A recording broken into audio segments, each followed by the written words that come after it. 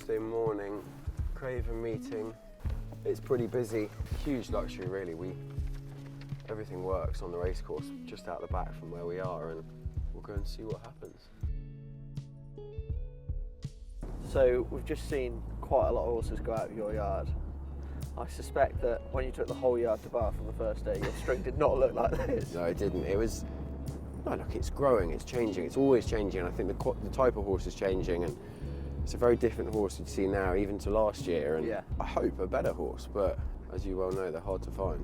They are. But no, look, but you found some quick ones early on. We were lucky. Look, I think, horses like Oscula and Mr. Angel. Nick Bradley was a big part of it at the start, and we found some cheap horses that went and ran in stakes races and won stakes races, and that's what everyone wants, isn't it? Everyone wants to win stakes races, and it gets your name rolling, and yeah, look, I'm a smaller part of a big team now. Yeah, it's going the right way. Right, let's see a few of these work.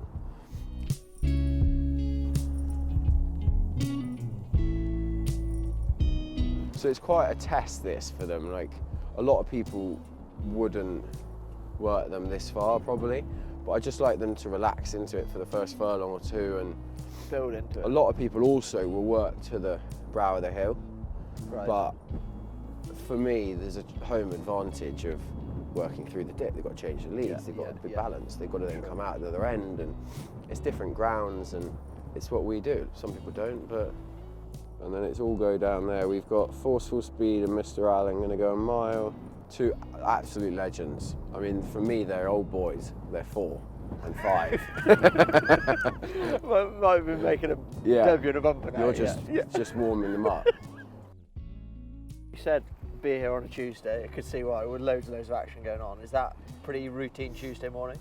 It is now. They've worked, but they're not. They actually don't do a huge amount. Yeah, you can see they're on the bridle. It's all just on the bridle, and they probably work twice as much as some of them, but they just do it in hand. And I just like to see them as a herd here, relaxed. Yeah. And I know it's cold, but they've galloped in sheets and nothing's sweated.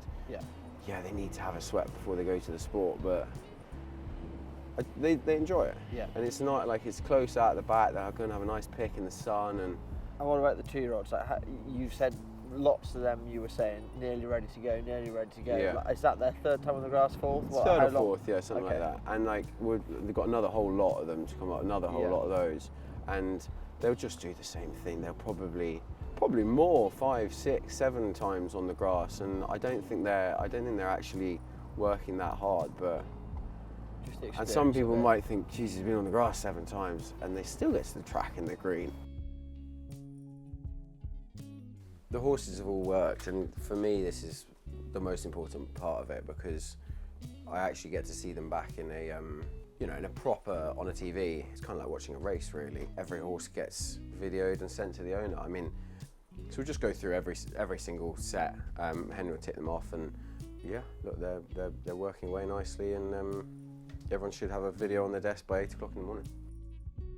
I know that you're always doing it, because we're often talking about it, and you'll say, oh, there's this day that you're going to run this, this and this, and I always enjoy those plans that you tell me about in the spring, but that is obviously a massive part of it, and would it be fair to say you're constantly thinking about race planning? Yeah, I think, like yourself, it's